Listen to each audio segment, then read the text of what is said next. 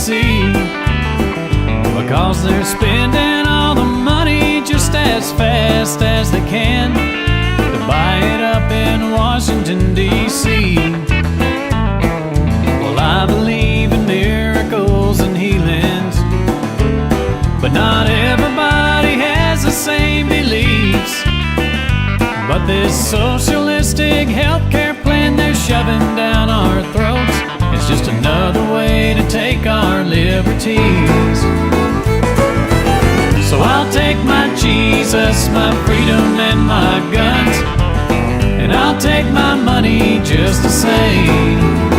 You keep the change.